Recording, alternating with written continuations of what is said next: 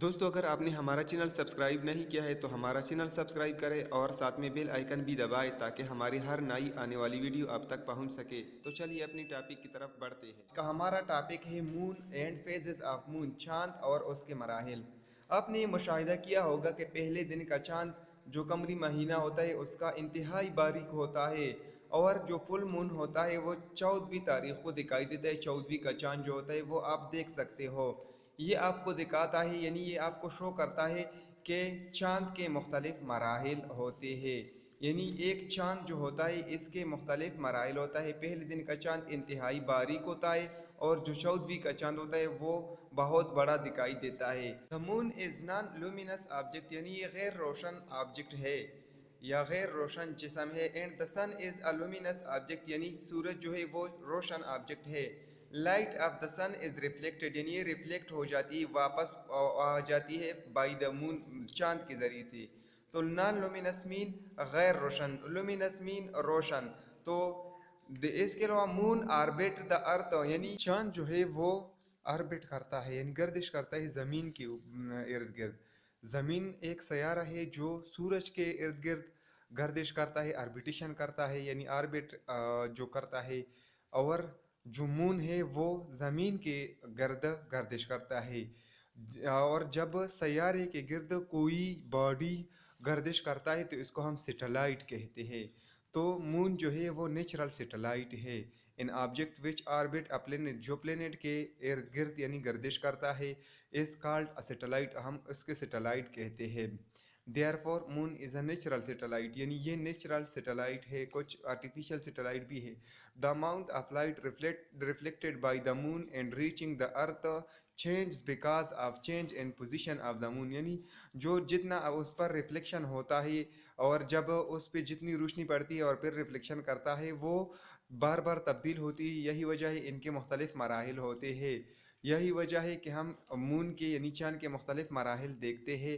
और आप नीचे ये डायग्राम या इस जो आपको नीचे मुख्तलिफ अशकाल दी गई इसमें देख सकते हो। पहले दिन का मून जो होता है राइट से लेफ्ट की तरफ वैक्सिंग करते यानी बढ़ जाता है। यानी ये राइट से लेफ्ट की तरफ बढ़ जाता है दिन ब दिन। ये जब पहले दिन का चांद होता है तो वो लेफ्ट से राइट की तरफ इनका झुकाव होता है या डायरेक्शन होता है, तो ये वैक्सिंग कहलाता है। जब राइट से लेफ्ट की तरफ ये बढ़ जाता है तो इसको हम वैक्सिंग क्रीसेंट कहते हैं। ये देखो ये वैक्सिंग क्रीसेंट की एग्जांपल है। राइट से लेफ्ट की तरफ ये ज़्यादा हो जाता है दिन ब दिन।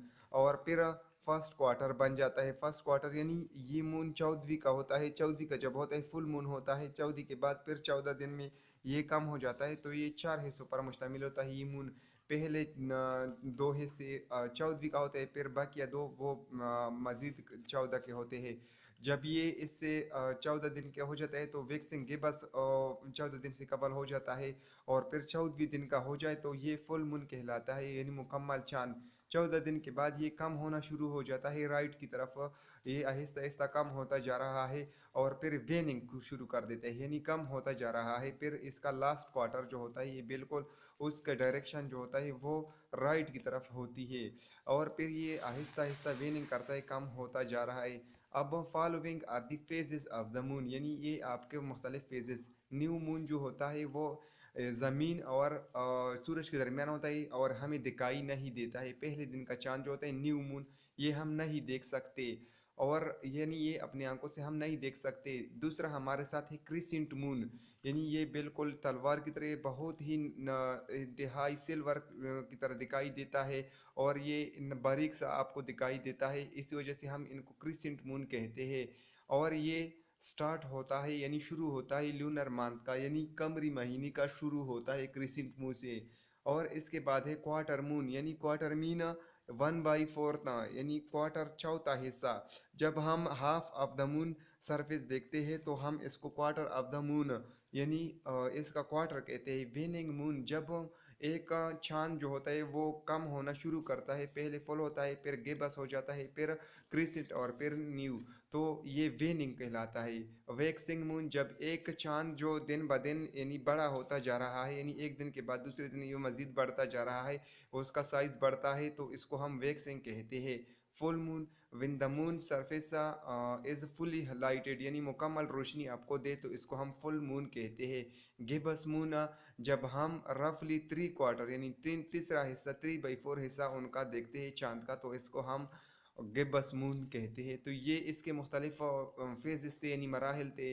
पहले दिन का चांद जो होता है न्यू मून होता है, इसके बाद क्रिसेंट मून, क्वार्टर मून, वेनिंग जब ये कम होता है, वेक्सिंग जब ये बढ़ जाता है, फुल मून जब मुकम्मल रोशनी देता है। तो ये इनके मुख्तलिफ फेजेस थे। मुकम्मल चांद जो होता है ये बिल्कुल एक गोली की तरह होता है। फिर इसके बाद थोड़ा सा अगर ये कम हो जाए राइट साइड पे या लेफ्ट साइड पे, तो ये क्या कहलाता है, ये गिब्बस कहलाता है। और फिर अगर राइट साइड पे कम होता है तो फिर ये वेनिंग करता है। और लेफ्ट साइड पे जब कम बढ़ जाता है, लेफ्ट साइड की तरफ बढ़ जाता है, राइट से लेफ्ट की तरफ जब बढ़ जाता है, तो ये अब देख सकते हो मुख्तलिफ इनकी मराइल है ज़मीन के लिहाज से, क्योंकि ये ज़मीन के गिर्द गर्दिश करता है, यानी सेटेलाइट ऑफ द अर्थ है मून, नेचुरल सेटेलाइट। पहले दिन का चांद ये बिल्कुल आप नहीं देख सकते। इसके बाद ये ऊपर की तरफ यानी राइट साइड से लेफ्ट की तरफ, अब राइट की तरफ आप देख सकते हो एंटी क्लॉकवाइज जो है, अब दिन ब दिन ये बढ़ता जा रहा है। अब फिर ये गिब्बस बन गया और फुल मून। फिर ये जैसे ही आप वापस आता है तो 14 दिन के बाद ये कम होना शुरू हो जाता है और फिर न्यू मून बनता है। ये तकरीबन 24 घंटे इसकी गर्दिश रहती है। तो ये मून